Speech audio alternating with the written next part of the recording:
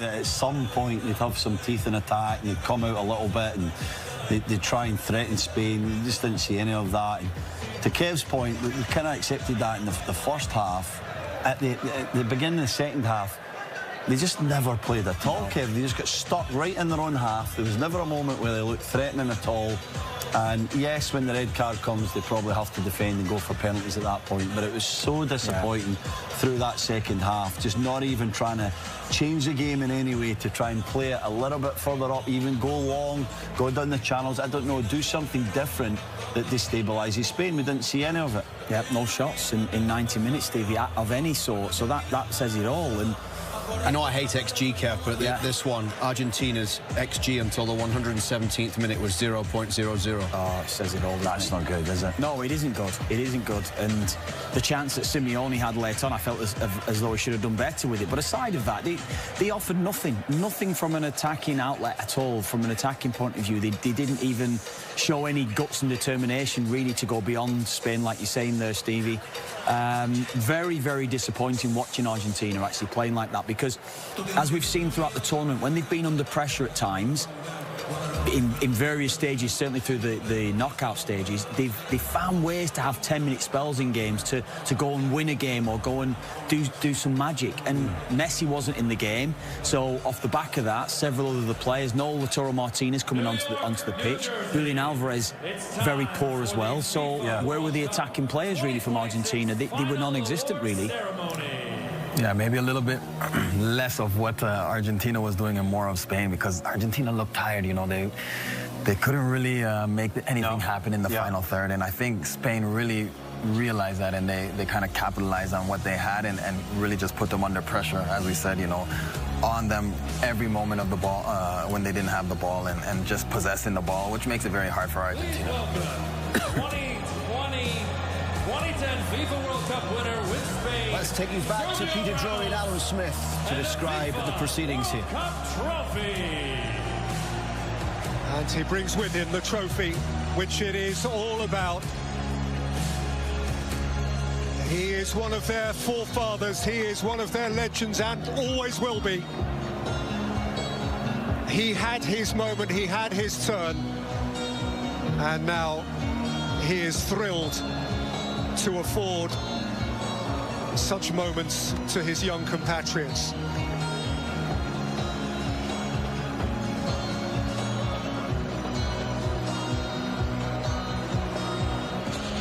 And the trophy will be presented by Gianni Infantino, the president of FIFA since 2016, overseeing his third World Cup final. And President Donald Trump, who turned 80 over the first weekend of this World Cup, the 45th and the 47th president of the USA.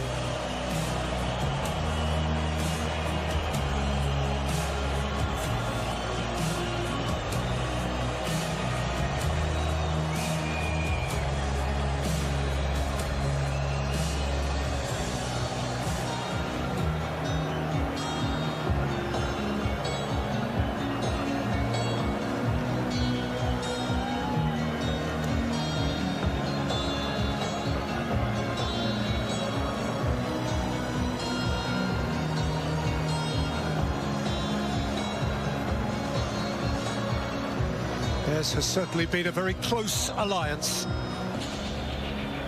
around the 23rd FIFA World Cup.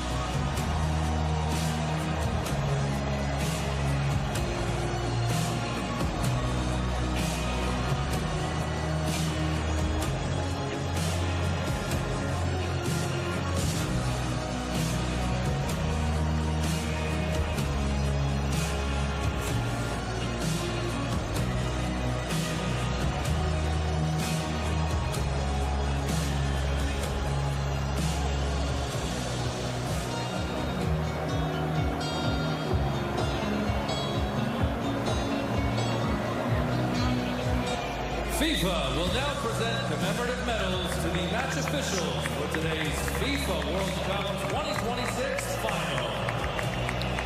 First up, the match officials, led by the Slovenian referee Slavko Vincic.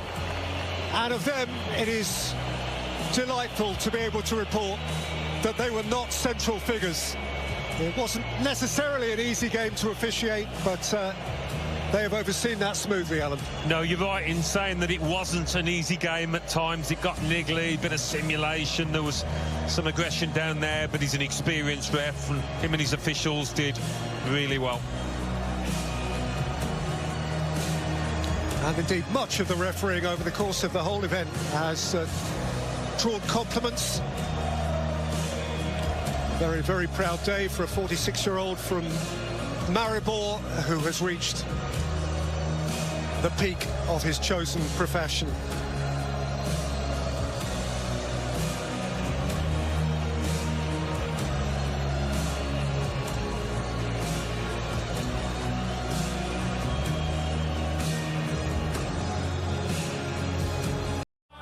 But now, in the breakthrough month of his life, it's gone to 19-year-old Pau Kubasi. Well, he was part of a fantastic back four, wasn't he? Next to the more experienced Laporte. They hardly gave the opposition a sniff, just the one goal conceded. Amazing stuff, and what a moment for the teenager. Pinch him, he's dreaming. It's really happened.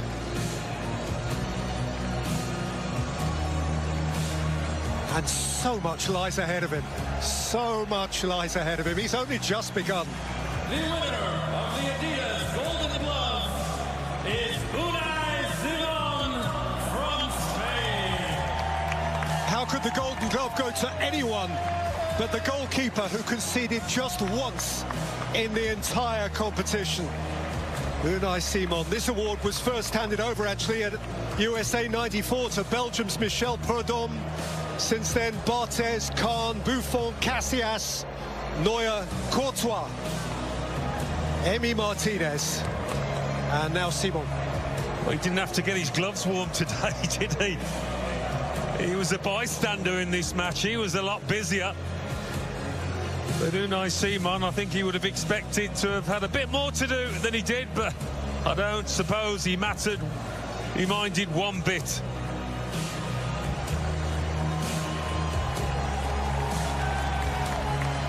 Another look that says, really, me?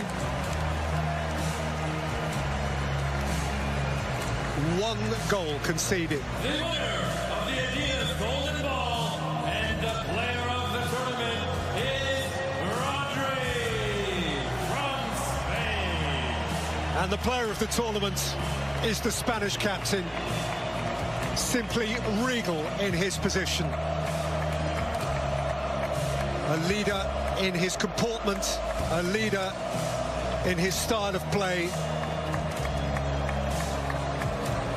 Last time Messi, this time Rodri. Modric has won it, Zidane has won it, Ronaldo and Romario, Schillaci and Maradona. This time, Rodri of Spain. Back to his very best. Fans of Manchester City will be delighted. Certainly Spain supporters are ecstatic about the part he played, and I'm sure he's delighted. After that ACL injury, even he must have wondered where his career was going, but he's back to the top.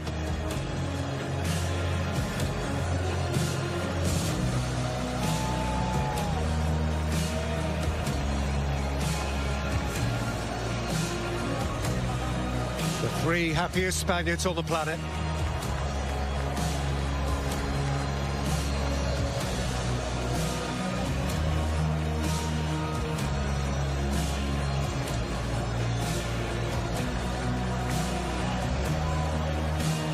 Football fans, please show your appreciation for the FIFA World Cup 2026 runners-up, Argentina. Not this time for Messi, for Argentina. This time it wasn't to be. This time even the greatest conjurer in the history of the game couldn't quite cast his spell. Messi's magic will endure forever. But 4 years after captivating Qatar and hoisting the trophy high, the simply beautiful, unmatched Lionel Messi must settle for second prize. And so must all of those who wear the stripes of La Albiceleste. 7 World Cup finals, 3 wins, and now 4 defeats. He wanted to deliver for them again. Can it be that at the age of 43 he'll be back next time? Dare to dream. If anybody has enabled the world to dream, it's Lionel Messi. Well, perhaps he sees the dying of the light. It comes to us all in football. But what a player, the best ever. Your winners of FIFA World Cup 2026 and the champions of the world for a second time, Spain!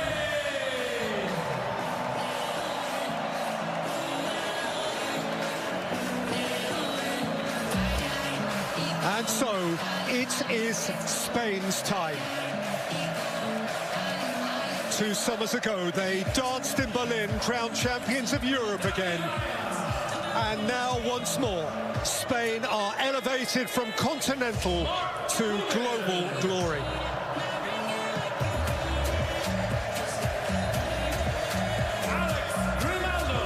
They are coming up by number. David Raya, Mark Poubel, those who have been this time on the fringe. Players for whom their only precedent was the hallowed class of 2010. So these men walk now in the footsteps of Puyol and Piqué, of Busquets and Alonso, of Xavi and Iniesta.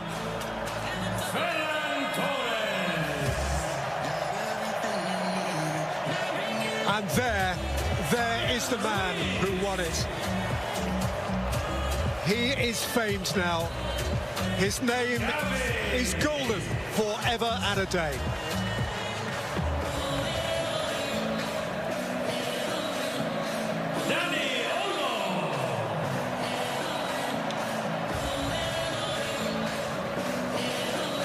Dani Olmo was a delight. Scheming and certain and poised, wearing 10.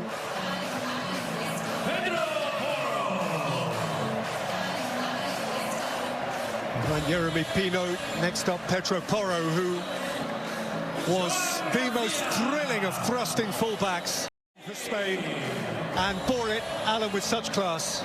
He certainly did. Talk about his talent, he's a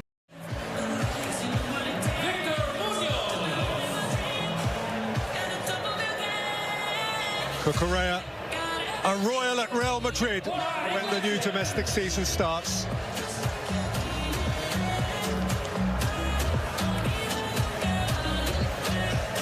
But after Victor Munoz, it just leaves the captain, who will follow up the coach, De La Fuente. De La Fuente, who has gone where only Vicente Del Bosque led before.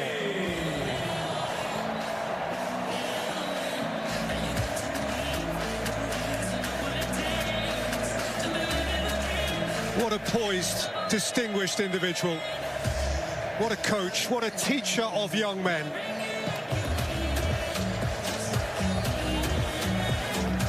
Well, until now, the ultimate thrill for Spain, the extraordinary privilege, has fallen only to Iker Casillas, that heady night in Johannesburg 16 years ago.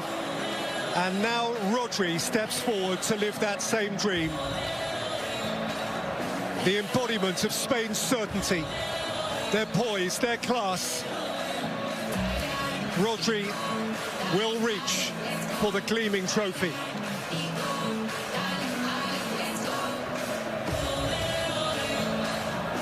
La Roja reach for a second star.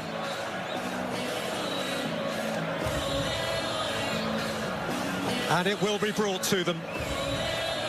The president of the game, the president of the USA. The winners of FIFA World Cup 2026, Spain!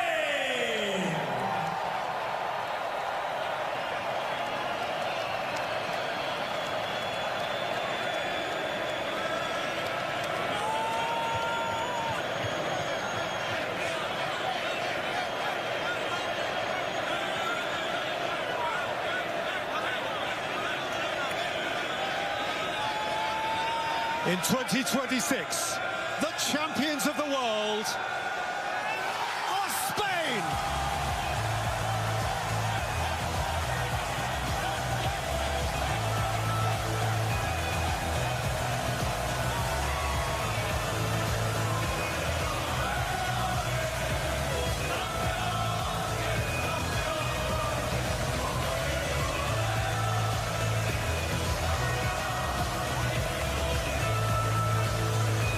Viva España!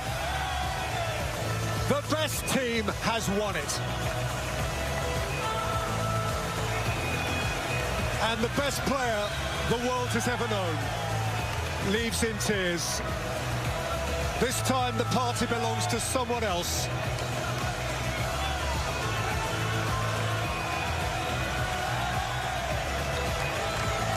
This is a Spanish summer night.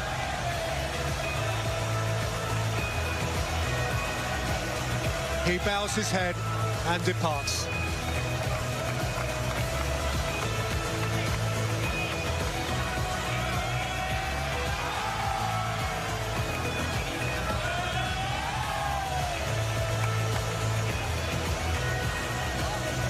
And Alan, you really can't deny Spain's right to it. No. Over the course of today's game and over the course of the last month plus. I think for large parts of the tournament, we looked at France and said, yeah, they're the best team, they're the team to beat. But when